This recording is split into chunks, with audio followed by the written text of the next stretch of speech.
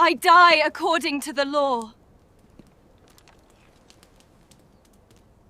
There are deaths that pass into history with solemn dignity, and there are deaths that are written like theatre, choreographed for maximum effect, staged not to mourn, but to warn. Anne Boleyn's death was the latter, a performance so deliberate, so cruel, and so drenched in psychological warfare that it can no longer be mistaken for simple execution. It was not just a queen who was beheaded on that scaffold in the Tower of London in the spring of the year 1536. It was a woman dismantled by the man who had once raised her to glory, only to decide that her silence, her blood, and eventually her memory would serve him better than her life ever could. Goodbye, my dearest. The official version tells you she was guilty of adultery, incest, conspiracy to kill the king, that she knelt with grace, spoke her final words with elegance, and died swiftly beneath the clean swing of a French sword. But the official version is a lie written by the very hands that orchestrated her downfall.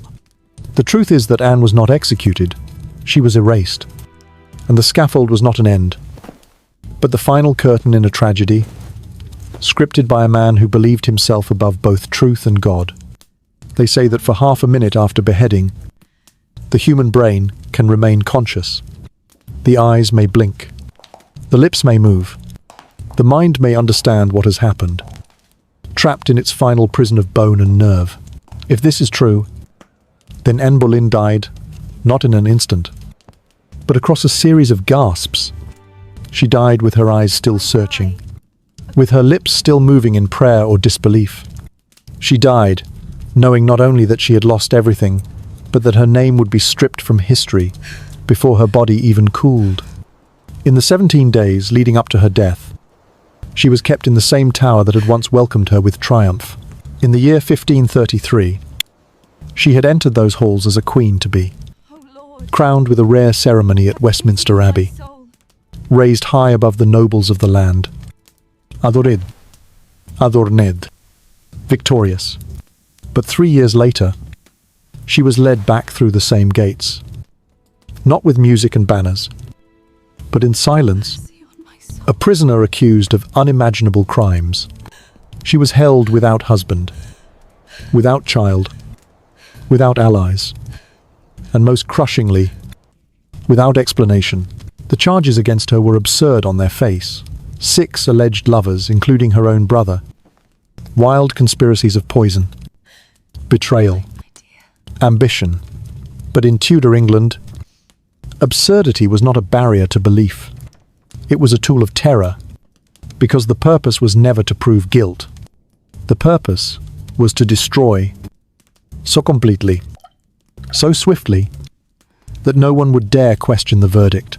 And Henry VIII, her husband, the man who had broken with Rome and rewritten the laws of England to marry her, now rewrote reality to end her. It delayed her execution multiple times, each postponement framed as mercy. But in truth it was a torment more savage than the sword itself. She would wake expecting death, then sleep, only to wake again with dread renewed. Her body could not rest. Her mind could not grieve. She was kept in a state of constant unraveling. Even the choice of executioner was a performance. A French swordsman, summoned from Calais, trained not in justice, but in spectacle. It was said he was skilled enough to end a life with a single stroke, clean and precise. But what does it mean to die clean when everything else has been filth?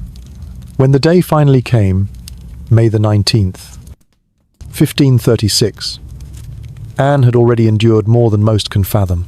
She had been slandered in public, interrogated in private, and watched the men accused alongside her, some friends, some enemies, all doomed, dragged away and killed before her. She had spent the night before her death in prayer, unable to sleep, requesting the sacrament in the early hours, kneeling alone in the dark. And when the guards came for her in the morning, she smiled. Witnesses say she laughed, that she joked about her little neck. But such smiles were not peace. They were fragments of a soul trying not to collapse. Modern psychologists might call it dissociation. In the 16th century, it was called composure. She walked to the scaffold in a simple gown, surrounded by men who had once bowed before her, now cold and blank as stone. The scaffold itself was not towering or noble, as the myths suggest. It stood barely 3 feet high, deliberately built low to bring her closer to the crowd, closer to the dirt, to strip her of dignity even in death. The mob had gathered early, some jeering, some silent, many unsure of what they were truly witnessing. This was not a punishment. This was a message. This was theatre. Anne was allowed final words, as was custom, but even those were bound by politics. She could not rage. She could not weep. She could not claim innocence too fiercely, lest it put her daughter Elizabeth in greater danger, and so she spoke carefully, offering submission to the law without confessing guilt. She praised the king as merciful, not because she believed it, but because she understood that history would hear her words and twist them whichever way served power best. Even in death, she had to survive the story. Henry did not attend. He remained at Whitehall, awaiting confirmation of her death, so he could proceed with his engagement to Jane Seymour. The woman who would become his third wife was already waiting in the wings. Anne's body was still warm when Henry began again, and when the sword fell, it was swift. A single stroke, her head lifted high by the hair, her face pale and frozen. Some say her eyes still moved, that her lips whispered a final prayer, that her body trembled as though unwilling to let go. Those who watched turned away. Some fainted, others cheered, but all knew what they had seen was not justice. It was elimination. No coffin had been prepared. Her weeping ladies found an arrow chest, a box used to hold bolts and weapons, and placed her body inside. No procession, no prayers, no hymns. The queen, who had once been crowned in splendor, was now laid to rest in an unmarked grave beneath the floor of a chapel soaked in history and silence. But death was not the end of Anne Boleyn's destruction. It was merely the threshold. Her portraits were ordered, destroyed, her emblems chiseled away, her name scrubbed from court and song and memory. Those who had once called her Your Majesty now whispered of her as a witch. Après tout, a ghost best forgotten. Her daughter was declared illegitimate, her legacy shattered. She had not only lost her life, she had lost her story. And yet, history has a strange way of remembering what power seeks to forget. For the child they tried to erase, I die according Elizabeth, to the law. would one day rise to rule England in her own right.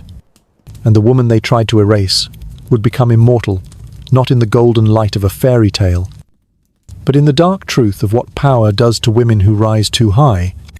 Anne Boleyn was not just executed, she was erased.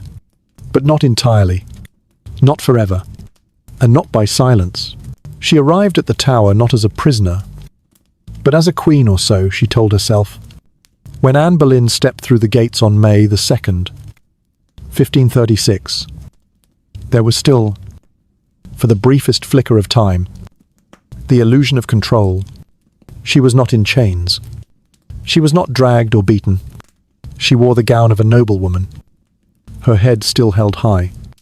The same walls that had once welcomed her in splendor for her coronation 3 years earlier now received her in silence. But it was a different silence. Then, it had been the hush of awe, of preparation, of ceremony.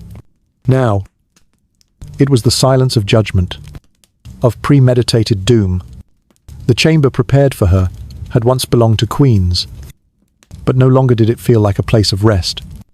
It was colder than she remembered, or perhaps she had never noticed the chill before. The windows were too high to see through. The guards stood too close. Her ladies, though loyal, had grown pale and cautious. There was a hush around every word, an uncertainty to every gesture. No one knew what to say. The air had changed. At first, Anne held on to hope. She had always been clever, always known how to navigate the sharp turns of court life. She had survived the rumors before. She had outlasted rivals. She had turned Henry's kingdom upside down, with little more than her wit and her eyes. Surely, she thought, this too would pass. Surely the king would come to his senses. He had loved her once, loved her fiercely. He had broken a kingdom for her, torn England from the Pope, cast aside his first wife, endured the whispers of Europe. That kind of love did not end in execution, did it? But as the hours became days, and the days became nights of restless silence, something in her began to shift. She was questioned formally and informally again and again. Her words, her glances, her letters, her laughter, her conversations with courtiers were reinterpreted through a lens already sharpened to destroy her. They spoke of George, her brother, with careful contempt. They used his closeness to her as evidence of something unnatural. They twisted courtly flirtation into conspiracy. The names of men she had smiled at became counts in a list of lovers fabricated by the crown. She was not allowed to face her accusers. She was not permitted to see the evidence. She was not even permitted to speak in her own defense until the trial was already framed as inevitable. Thomas Cromwell, Henry's minister and architect of her downfall, orchestrated the accusations with precision. He knew what would hold in court, and what merely needed to echo through the halls of rumour. The truth was irrelevant. What mattered was narrative, and the narrative had already been written. Anne's letters from the Tower betray no panic. At least not openly. She wrote of her innocence, of her faith in God, of her hope for fairness. But between the lines, you can hear the tightening, the grief, the breathlessness of someone beginning to understand that the end is not only coming but that it has already been decided. And then there was the waiting. 17 days is not so long by the clock. But in the Tower, stripped of certainty, surrounded by silence, and pressed on all sides by invisible pressure, it is an eternity. Each morning, she woke, not knowing if it would be her last. Each evening, she went to bed wondering if the guards would return in the night to take her to the scaffold. Her meals arrived in silence. Her footsteps echoed too loudly in the chamber. The walls that had once protected her from the winds of court now leaned in as if to listen. The postponements began soon after the first week. Her execution, it was said, would be scheduled soon. Then it was said again, and again, but no date was set. It was not mercy. It was a form of psychological torture. Even the condemned are usually granted the dignity of knowing when the blade will fall. But Anne was denied even that. Every time she braced herself, the moment passed, and every time it passed, it took something more from her. Her ladies tried to comfort her, but they too were unraveling. They had watched her rise, shared her triumphs. Now they were forced to witness her dismantling. They could not weep for her, not openly. Tears could be seen as sedition. Kindness could be mistaken for treason. And so they folded her gowns, brushed her hair, sat with her through long hours, all the while pretending that they were not mourning a living woman. And through it all, Henry remained absent. He sent no message, no inquiry, no sign of doubt. While Anne endured her daily ritual of uncertainty, the king was already planning his future. Jane Seymour had caught his attention months earlier. Apollo, quiet girl who did not challenge him, who bowed her head and smiled when he spoke, who promised obedience where Anne had offered fire. And now Jane was being fitted for new gowns. Her apartments were being prepared. The courtiers had already begun to shift. They knew where the wind was blowing. Anne, once the sun around which the court revolved, now felt it turn away, as if she were a dying star. And yet, she remained composed. Witnesses noted that she laughed, that she smiled, that she joked about her little neck. a phrase that would echo through history as evidence of grace under pressure. But what they saw was not serenity. It was survival. It was a woman clinging to control in the only way she still could. When all else had been taken, her status, her husband, her future, even the dignity of truth, she could still command her expression. She could still choose the face she gave to the world. Psychologists today would call it dissociation, a final defense mechanism, a mind refusing to collapse. But in the 16th century, it was called courage. Anne was not naive. She knew the charges were lies. She knew the trial was theatre. She knew that no matter what she said, the verdict had already been carved in stone. But she refused to scream. She refused to beg. She would not give Henry the satisfaction of seeing her undone. She had given him her youth, her body, her crown. She would not give him her fear. She wrote letters to Henry, to her family, to those who might remember. Her handwriting was steady, her words chosen carefully. She asked only that her daughter be spared, that Elizabeth not suffer for her mother's fall. She asked that her body be buried properly. She asked for peace in death. Since peace in life had been stolen, and when the final confirmation came, when the date of execution was finally set, there was no public cry, no collapse, only quiet preparation. She asked for a final sacrament. She chose her clothes. She said her farewells. 17 days of silence. 17 days of torment. 17 days in which the Queen of England was transformed into a ghost inside her own kingdom. And when the gates of the Tower opened one final time, when she was led down the corridors she had once ruled, she did not tremble. She walked as a woman who had already passed through fire, because she had, and she knew that even if her body was broken, even if her name was scrubbed from stone and record, even if the world forgot her, there would still remain something unspoken, something Henry could not control, a truth that would outlive them both. And that truth would take the name Elizabeth. She did not sleep. Not for a moment. Not for a breath. Not for even the comfort of forgetting where she was. In the final hours before her death, Anne Boleyn knelt in the small stone chamber that had once housed queens in confinement. And she folded her hands around something more fragile than hope. She folded them around ritual, around habit, around the only thing that had not abandoned her. Her body was worn, her face drawn, but her posture was perfect. She knelt as if she had knelt there every night of her life, as if the act of stillness could quiet the screaming inside her chest. It was the 18th of May, the year 1536, the last night she would ever see, a night too bright for dying. The stars refused to hide. The moon poured its pale light through the narrow tower windows, falling across the worn stone, and the faces of the women who sat with her, her attendants, loyal to the end, their eyes red, their hands trembling as they watched their queen unravel in silence. She had not eaten. She had not changed her clothes. Her hair, once dark and shining, hung limp down her back, no longer dressed in pearls or veils. Her dress, the same one she had worn all week, smelled of rosewater and sweat, of fear and quiet endurance.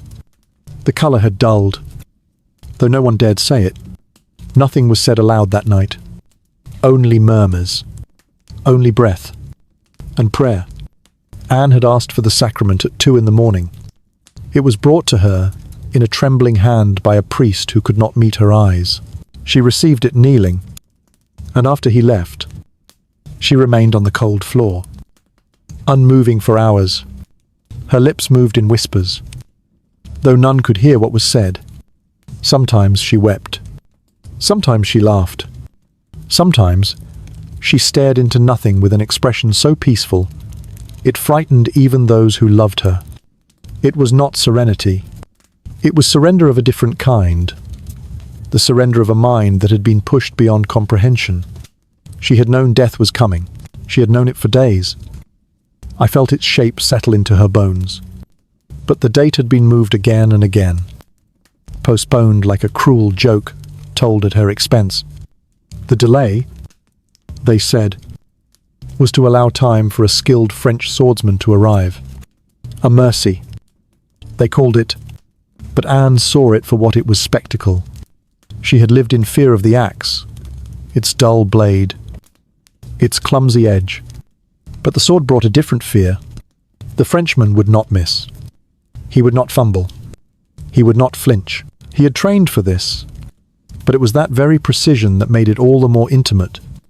There would be no struggle, no second chance, just steel and air, and then the final exhale. Anne had spent her whole life mastering control of rooms, of men, of politics, of herself.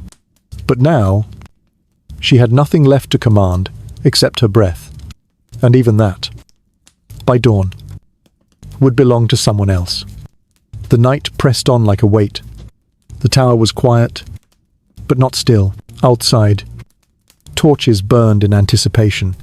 Inside, time twisted, slowed, the minutes crawled, and Anne's thoughts, though no one heard them, must have raced, not just of death, but of what came after.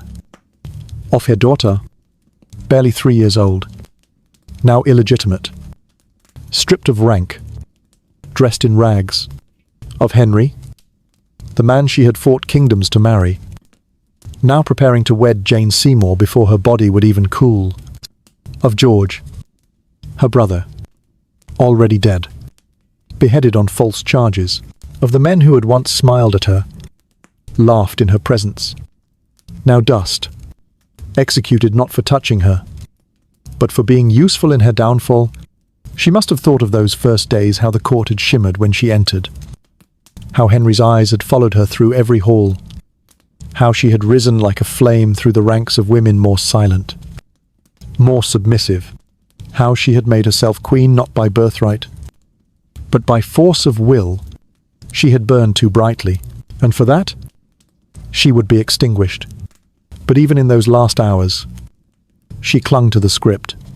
She knew the eyes of history would one day return to her. She knew that the words she spoke, even in the dark, even in whispers, would echo through time. So she crafted them carefully, not for Henry, not for the crowd, but perhaps for Elizabeth, so that if her daughter one day heard them, she would not hear despair. She would hear defiance. At times that night, Anne seemed almost detached. She joked with her ladies, saying she would go to the scaffold in French style with her neck bare. No coif, no collar. I have a little neck, she said again, with a strange kind of mischief, her eyes wide, almost amused. One of her attendants laughed and immediately wept. The sound of it filled the room, and no one spoke for nearly an hour. It is said she began to sing softly before dawn, a hymn, or perhaps a lullaby, something from childhood, something familiar. One of her ladies later said it was the only time she looked truly calm. The song ended mid-note. No one asked why. No one could. Just before sunrise, she rose from the floor. Her legs shook. 2 women helped her stunned. She asked for clean gloves, a white coif, and her grey damask gown, the one with the black velvet sleeves, the one she had chosen days earlier. She was particular about how it was tied. She fixed the folds herself. They braided her hair. She said nothing. When the priest returned to give her the final blessing, he found her by the window, staring into the courtyard. She turned slowly, knelt again, and closed her eyes as he whispered Latin into the air. When he finished, she looked up and said only one word: ready. And she was. The guards arrived. She did not flinch. The door opened, and for the first time, light from the tower yard spilled into the room. Anne blinked. Her eyes were red but dry. Her mouth pressed into a near smile. The walk to the scaffold would come next. But the night, the long, endless night, was over. She had passed through it not with sleep, but with surrender, not with fear, but with the performance of composure. Anne Boleyn, Queen of England, had lived her last night, not as a condemned woman, but as a presence untouchable, unknowable, already slipping into legend, and the blade had not yet fallen. She stepped into the morning as if it belonged to someone else. The sky above the tower was pale and strangely clean, a washed-out London blue that made no room for shadows, and the light fell over the stone walls with a kind of indifference that made the moment feel even crueler, because the weather should have mourned with her. The birds should have stayed silent. The ground should have cracked open to mark the hour, but instead, it was just another day in May, and the earth, as it always does, went on turning. The guards stood waiting, more than usual, double in number and deliberate in silence. Not because they feared resistance from Anne, but because the pageant had been carefully choreographed by those who understood the language of power. And every step she took now was no longer hers, it was being watched, measured, remembered, and no doubt already whispered into the ears of those who would write the story down their way. Just as Henry would want it told, a story of justice, of law, of a king betrayed, and a queen brought low, her neck offered in noble submission beneath the blade. Anne said nothing to the men who flanked her, their faces flat, their eyes flickering only when they looked at her feet, perhaps surprised at how steady they were, or perhaps ashamed that they were leading a queen not to court or coronation, but to death. And not just death, but the kind of death that is watched by a crowd trained to believe that humiliation is a kind of moral theatre, that a fall from grace must be witnessed to feel real.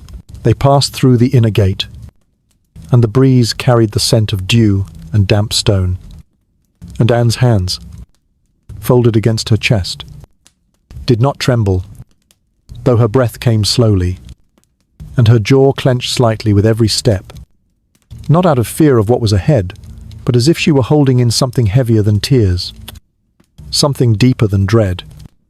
The weight of 17 days without sleep, without closure, without a voice that mattered anymore in a world that had already judged her. No bells rang, no announcements were made, and yet the path she walked had already been cleared, not of people, but of dignity.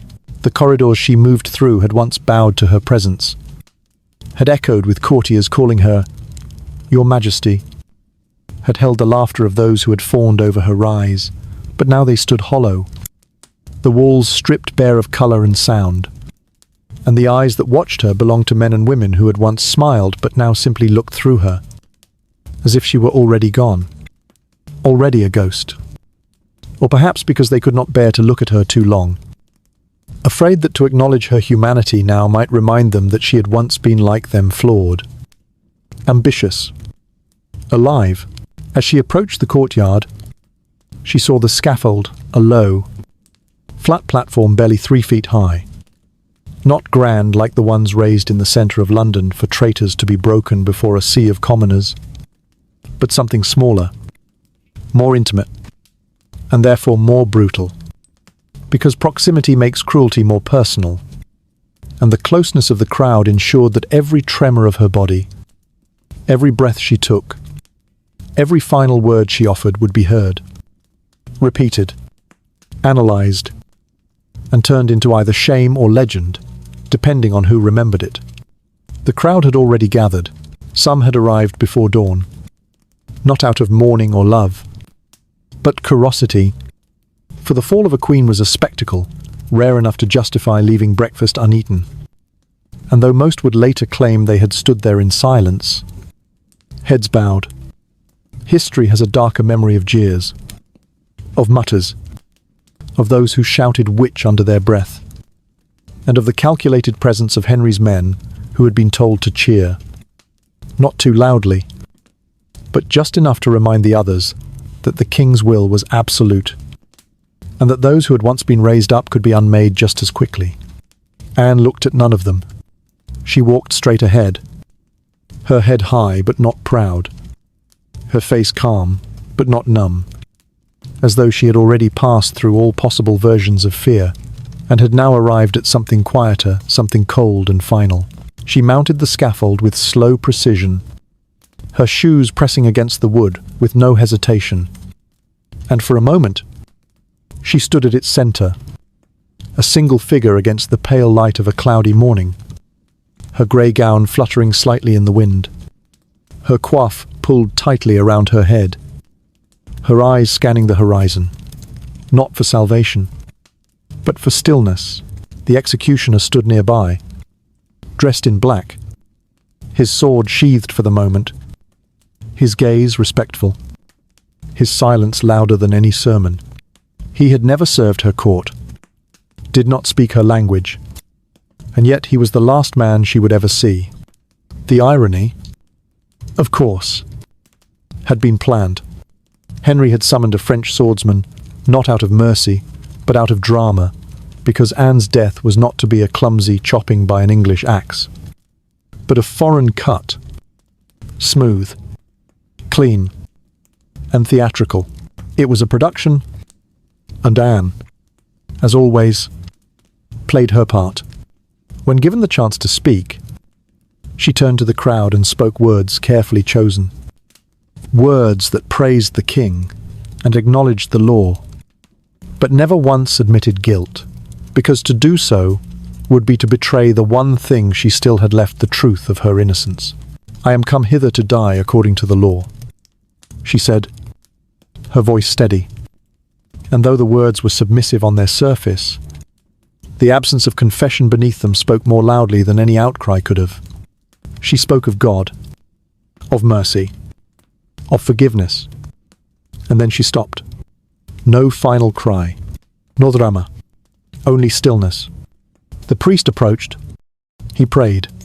She knelt. Her ladies stepped forward, tears streaking down their faces, their hands fumbling as they removed her coif, tied the blindfold, and tucked her hair beneath the cloth. She whispered something to one of them, too soft to be heard, and then folded her hands before her chest. There was no block. Following French custom, she knelt upright, no brace for the neck, no warning of when the blade would fall, just silence, and waiting, and breath, and then the sword. One motion, one stroke, one instant. Her body slumped forward. Her head rolled onto the scaffold, and the crowd gasped, not because they were shocked, but because they had just witnessed the end of a human being turned into a symbol. Some say her eyes blinked. Some say her lips still moved. Some say the body trembled for seconds afterward, as though her soul was unwilling to leave. The executioner lifted her head by the hair, turned toward the crowd, and held it high. Blood dripped. The moment hung, and somewhere beyond the walls of the tower, Henry waited for the signal, not for mourning, not for reflection, but for a message that the Queen was dead, that the path was clear, that his next wife could now be summoned. Back on the scaffold, her attendants moved quickly, wrapping her head and body in linen, searching for something, anything to carry her in. And when no coffin was found, they used a narrow chest, the same kind once used for war. Now carrying a broken queen, there would be no music, no mourning clothes, no royal burial, just silence, and the echo of her steps still lingering on the stones of the tower, as though the earth itself could not forget the weight of the woman who had walked to her death and never once looked back. It was over in a moment, but that moment would haunt England for centuries. The blade had fallen. The head had rolled. The crowd had gasped. Not just from the speed or the spectacle, but from the sheer, blinding finality of it. Because something in that instant shifted not just in the woman who died, but in those who watched her die, and in the world that had made her death. Not a tragedy, but a necessity. Not a consequence of justice, but a calculated blow meant to erase not only her body, but the very idea of her. It was not a traditional execution. It was a message. Anne Boleyn had not been condemned merely to die, She had been sentenced to vanish. The sword had been summoned from across the sea. A French executioner brought to London at great expense. Not because of skill alone, but because the blade he carried offered something more than precision. It offered symbolism. And in the Tudor court, where every gesture was political theatre, symbols mattered more than blood. The axe, clumsy and English, left room for mercy to be misread as failure, but the sword smooth, foreign, final spoke with the king's clarity. Anne would not be hacked. She would be silenced. And the silence began. The moment the sword touched flesh, not a scream, not a struggle, just the hiss of steel in motion and the thud of history being rewritten. Those who stood close enough to see it described the cut as clean. One stroke, no pause. No sound but the rush of breath and the sharp inhalation of the crowd. Her head dropped forward like a marionette cut from its strings. The eyes, some claimed, blinked. The lips, others whispered, moved in a final prayer. But whether or not she felt the seconds that followed those awful, the possible seconds of consciousness, we will never truly know. What we do know is that the violence did not end there, because what followed was not silence, but performance. The executioner, as was custom, lifted her severed head by the hair and displayed it to the crowd. Blood dripped from the torn flesh as he turned slowly, ensuring every face in the audience saw it. There was no dignity. There was no veil. No gentle covering. No effort to soften the moment. It was deliberate exposure, a queen turned into an object, offered to the people who had once bowed to her, as if to say this is what happens to women who rise too far. Her body, still kneeling, still upright, still warm, collapsed forward in stages, trembling briefly before stillness settled in, and the crowd, for all its shock, did not weep. Some turned away, some cheered, some stood frozen, because to react with sorrow would have been dangerous. Compassion could be mistaken for loyalty. Loyalty could be mistaken for treason. And so, most remained silent. The silence of survival. But it was not over. Because there was no coffin. There was no royal cloth. No crest. No guards of honour. The Queen of England, once crowned with splendour in Westminster Abbey, was now just a body on bloodied boards. Her attendants women who had brushed her hair, tied her gowns, heard her. Secrets were forced to wrap her remains in whatever cloth they could find. And when no burial chest had been prepared, they found an old arrow chest, likely one that had once carried weapons to war, and into that wooden box they laid her, a queen, folded to fit into something meant for death but not meant for her. They carried her away, not in procession, but in haste, and they buried her not with song, not with eulogy, but in the cold stone floor of the chapel of St. Peter ad Vincula, the chapel within the tower that had already received so many broken bodies. There was no marker, no name, only earth and silence and stone. And in that silence, the real execution began. Because the sword had cut not only through her neck, it had cut through her memory. Almost immediately, Henry's orders were set in motion. Her portraits were removed from palaces. Her initials carved into stonework, A entwined with H, were chiselled out, plastered over, scrubbed into nothing. Her name was not spoken at court. Her past supporters learned to forget her quickly, for memory itself could now be dangerous. To recall her fondly was to risk your place, your property, your life. And then there was Elizabeth, her daughter, her legacy, stripped of her royal status, before Anne's body was even buried, declared illegitimate by Parliament, her small household dismantled, her clothing downgraded, her tutors dismissed. She was no longer Princess Elizabeth. She was Lady Elizabeth. and even that title was offered with cold indifference. At 3 years old, she became a living witness to her mother's destruction. That was the cruelty of the sword. It did not end with the head.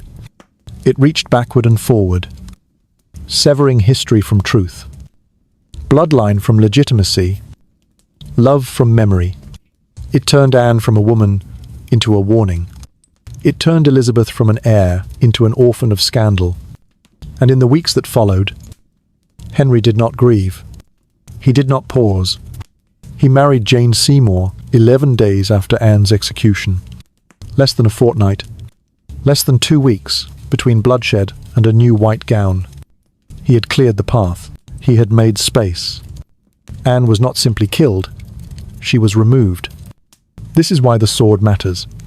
Because it wasn't about the death. It was about the precision of forgetting. A messy execution leaves echoes. A botched blow invites sympathy. But a clean cut allows for clean lies. Anne was executed with speed, so that the story could be controlled, so that no one could say the king had erred, so that the transition to his third queen would be seamless, unblemished, as though the second wife had never existed at all. But history has its own kind of memory, and though Anne was silenced, though her name was hushed, though her face was scraped from the walls, something of her remained not in relics or words, but in the spaces where she had once stood, in the daughter who bore her fire, in the future that refused to let the lie stand forever. For centuries, the official version of Anne's execution remained tidy, clean, quick, dignified. But dignity is a word used by the powerful to excuse the violence they make beautiful. And the blade that fell on May the 19th in the year 1536 was not clean. It was soaked in ambition, in fear, in the careful orchestration of propaganda. The sword had not only ended a life, it had tried to end a legacy. But legacy, like wounds, do not always close. They bleed through centuries, and they leave behind ghosts who refuse to be silenced. Anne Boleyn was one such ghost. Not because she died, but because they tried to make her death mean nothing, and failed. They had brought no coffin. It seems such a small detail, easily missed in the haze of blood and final words.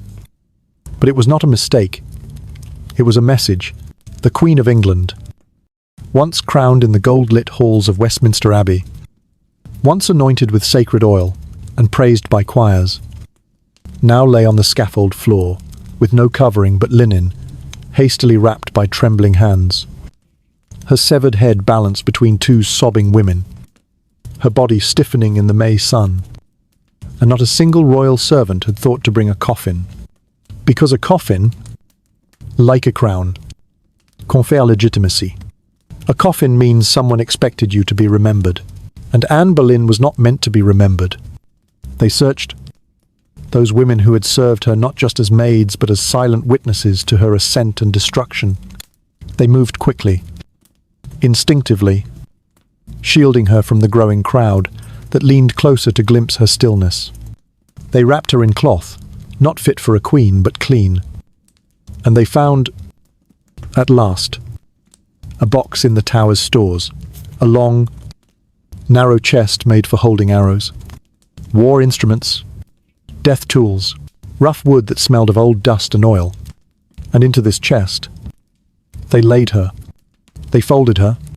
That is perhaps the most unbearable image, that a queen had to be folded to fit. There was no procession, no tolling bell, no drawn swords raised in her honor.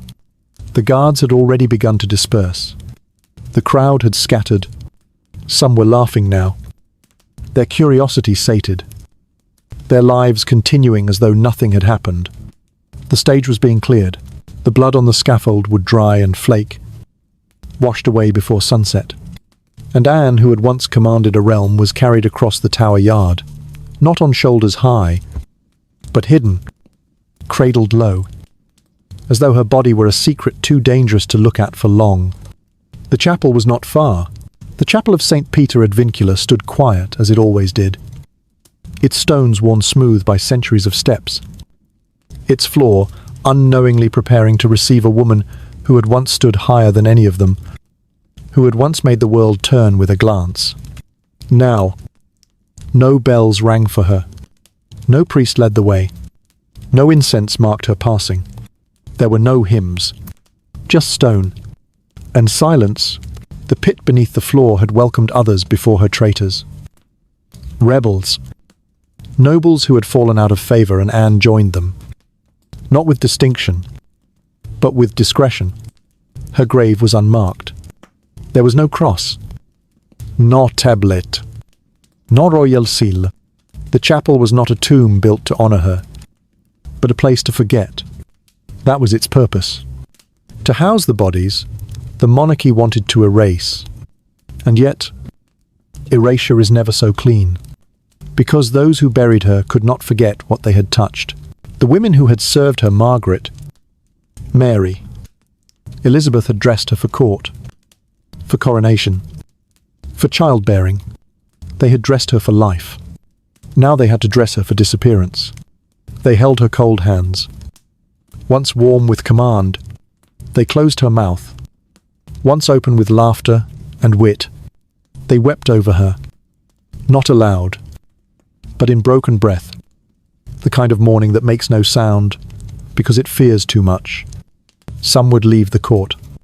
Some would never serve again. One would later retreat into a convent, taking silence as her vow. Though she had already practiced it in those 17 days in the tower, none of them would speak publicly of what they had seen. Not because they had forgotten, but because they could not tell the truth in a kingdom that had rewritten it.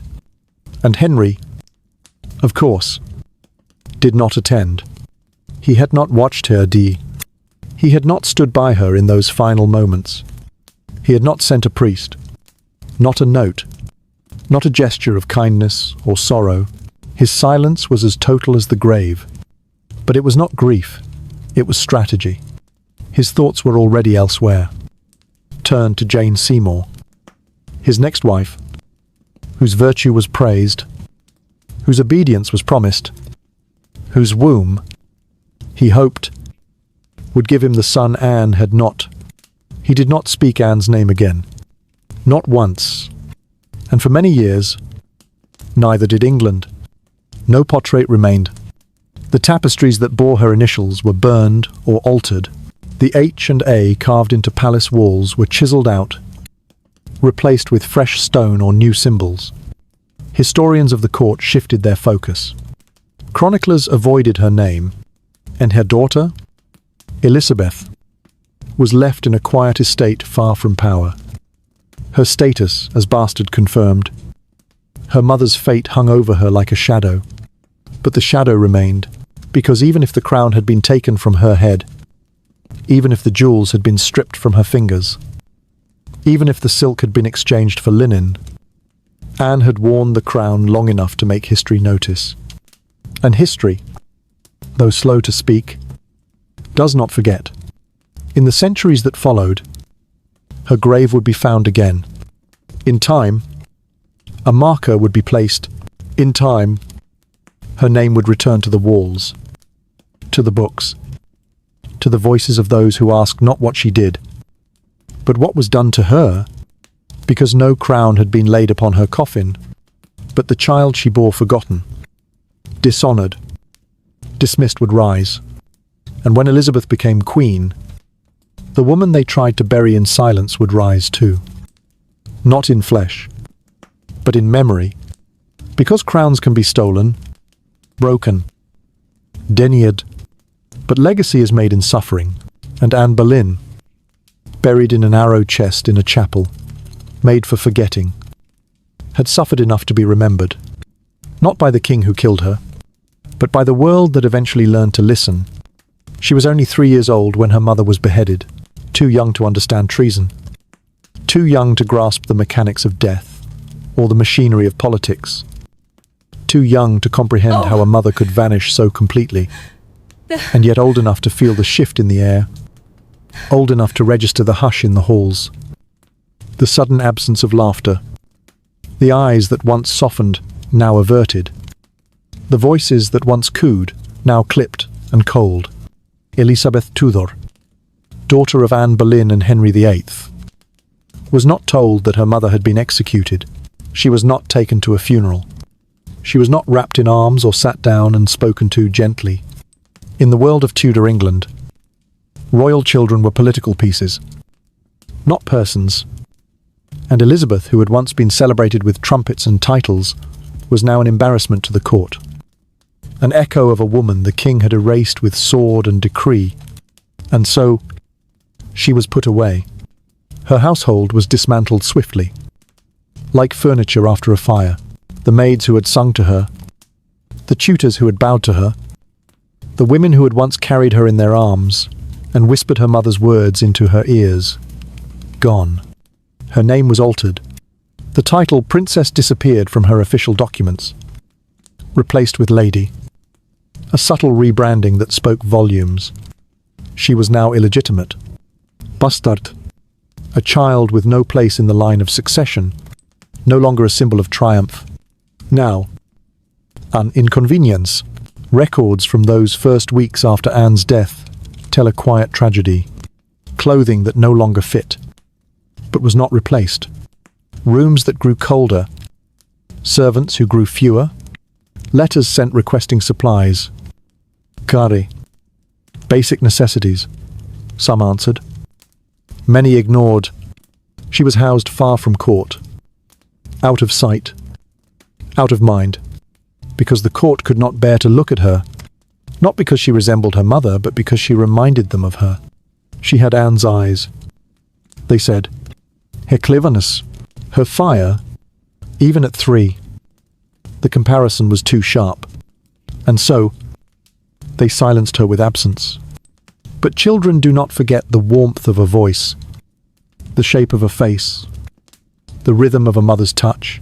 And though Elizabeth never spoke of it, not in speeches, not in letters, not even in old age, somewhere beneath the velvet robes she would one day wear, the child still lived. The child who had been cast aside by her own father. The child who had once been heir to a kingdom and was now left with only shadows and silence. Henry did not visit her. He did not write.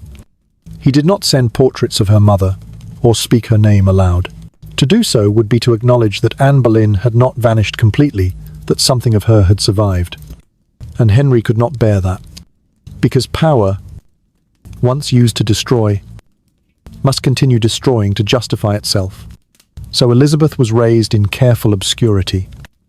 Educated because it was still necessary for noble blood. Watched because it was still dangerous for royal blood. But never cherished. Never claimed.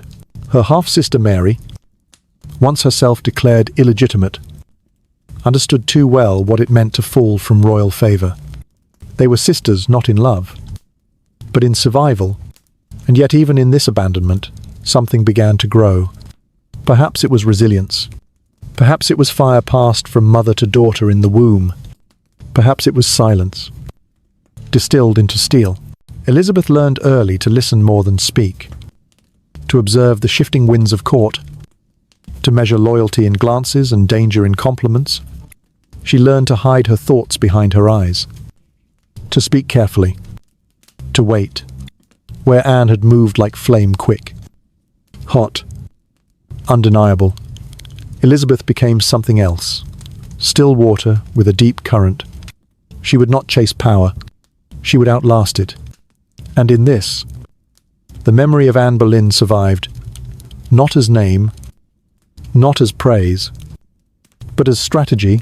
The world had seen what happened to a woman who wanted too much, who dared to rise beside a king. So Elizabeth would rise above them. She would not marry. She would not bow. She would not trust. She would take the crown with her mother's blood still running through her veins, and she would wear it without apology. Years later, when Henry's 6th wife, Catherine Parr, brought Elizabeth back to court, those who saw the girl noted her bearing composed, curious, regal. They whispered about her resemblance to Anne, but more cautiously now, for time had softened the king's fury, or perhaps dulled his memory, and Elizabeth, no longer a child, had grown sharp. She mastered Latin, Greek, French, philosophy, statecraft. She devoured books. She read histories. She learned what made kings rise and what made queens fall. And when her own time came, when she outlived her siblings, when the throne finally stood empty, when the realm turned toward her as a last resort, she did not flinch. She stepped into power not with the naivete of her mother, but with the scars of a child who had already lost everything and survived. And when she sat on the throne, when she ruled not for a year or two, but for 45 years, through wars and betrayals and endless plots, when she became the Virgin Queen, the monarch of the Elizabethan age, the most powerful woman in the world, she did not speak of Anne, not directly, but every decision she made echoed with her mother's erasure. She reigned alone. She named no heir. She allowed no man to claim her. She kept her own counsel. She preserved her image with the same precision Henry had used to destroy Anne's. She knew the price of female power. She had watched it, paid in blood. And though she wore the crown, she never wore it lightly. The child who had once been left behind did not forget. She simply waited. And in the end, she did what Anne Boleyn could not. She made the world remember. They tried to erase her, not just from the palace walls or from the royal records, but from the story itself. They carved away her name, burned her portraits, dismantled her memory, brick by brick, as if it had never been laid in the first place. They thought that if they removed her symbols and silenced her story, history would forget her, that England would forget her, that even her own daughter, banished and stripped of title, would forget her.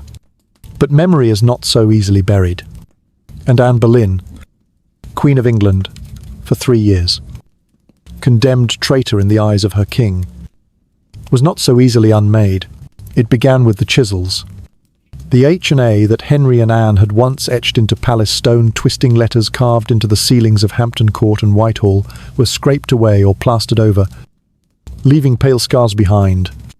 In some places, the carvings were too deep, and the erasure incomplete. Even today, faint shadows of her initial can still be found beside his, an A inside a heart that no chisel could fully erase. A defiance left in stone. Then came the portraits, every image of her ordered destroyed. Her dark eyes, her oval face, her French style wiped clean from walls and canvas. For decades, not a single confirmed likeness of Anne Boleyn remained. Only copies of copies, guesses and myths. She became a blurred outline, a face reconstructed from rumour. And even that, they tried to control. They rewrote her character, turned her from reformer to witch, from queen to seductress, from partner to poison. The chroniclers of Henry's court, paid and positioned, cast her as ambitious, manipulative, dangerous, a woman who bewitched a king and paid the price. A cautionary tale, not a sovereign, a footnote, not a figure. They redressed her story in the clothes of scandal. But behind the scandal, the shape of the woman remained. Because Anne Boleyn was never only what they said she was one of the most educated women of her time, fluent in languages, raised at the most refined European courts. She introduced reformist texts into Henry's library. She promoted the English Bible. She challenged clerical power, influenced policy, to made enemies among powerful men who did not tolerate female intellect, especially not when it came with a crown. And that was the truth they feared most. Not that she had flirted, not that she had risen, but that she had ruled not from the throne, but beside it, that she had dared to shape a kingdom rather than be content to decorate it. Her enemies did not want a queen whose power could rival the king's. They wanted a woman who could be loved and discarded without consequence. And Anne, for all her faults, for all her fire, refused to become that woman. So they silenced her. But silence, too, can leave an echo. In the decades after her death, Anne remained a subject of hushed fascination. Foreign courts whispered of her downfall with shock and intrigue. Poets wrote veiled verses. Those who had once known her, those who survived, carried her memory like contraband, passing it carefully through the cracks of courtly propriety. And then there was Elizabeth, her daughter, the living proof that Anne's story had not ended at the scaffold. When Elizabeth took the throne in the year 1558, Anne's name began to rise again, not in open praise, but in carefully curated symbols. A ring worn by Elizabeth, with a secret compartment that held a miniature of her mother's face.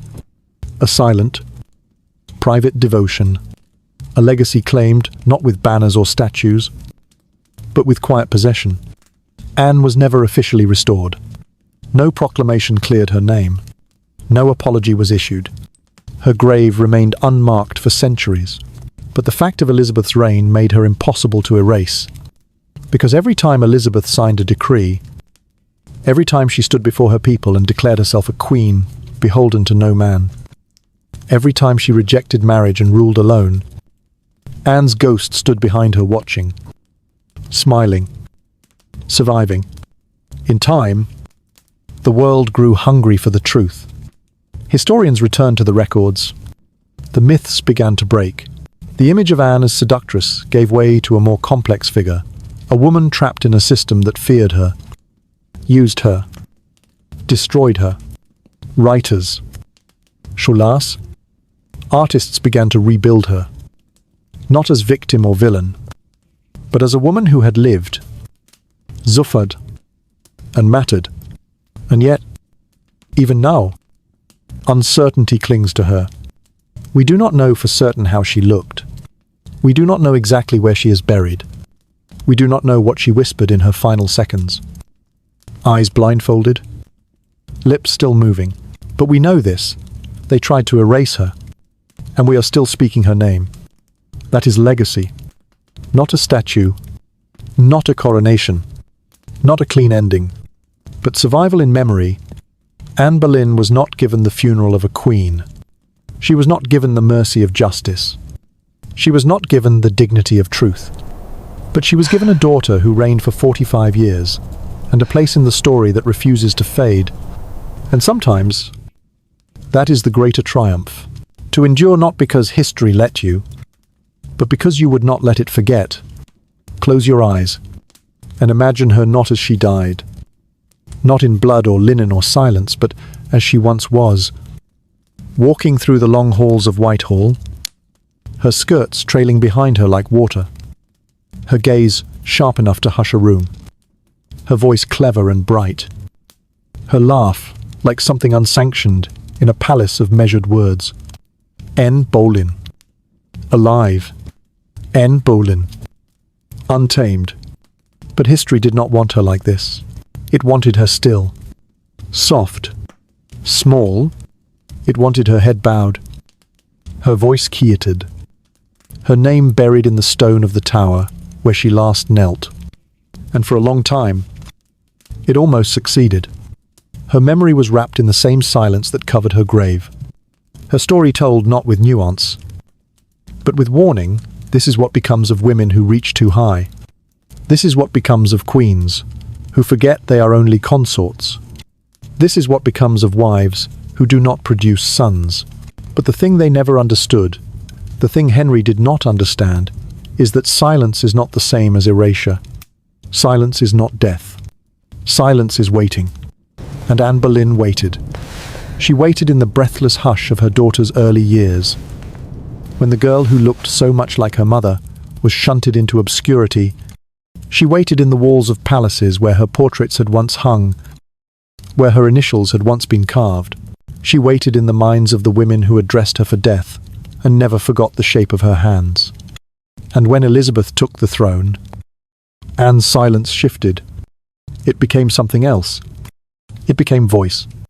Not in speeches, not in proclamations, but in presence, in the red hair of a queen who refused to marry, in the sharp tongue of a monarch who bent no knee, in the lone, unbroken reign of a woman who carried the ghost of her mother like a crown beneath her crown. And still, Anne never spoke. She did not need to. Her legacy bloomed not in noise, but in quiet defiance. In the historians who asked again, in the poets who whispered her name, in the children who learned that queens, too, can be betrayed and still endure. Goodbye, Tonight, my dear. as you drift into sleep, you may wonder what became of her. And the answer is nothing became of her, because she never ended. They beheaded her, but they could not end her. They erased her from paintings, but could not erase her daughter.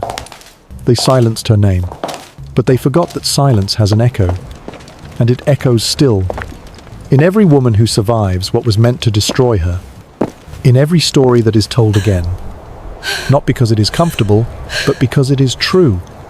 And so she waits still, not for vengeance, not for recognition, but for remembrance.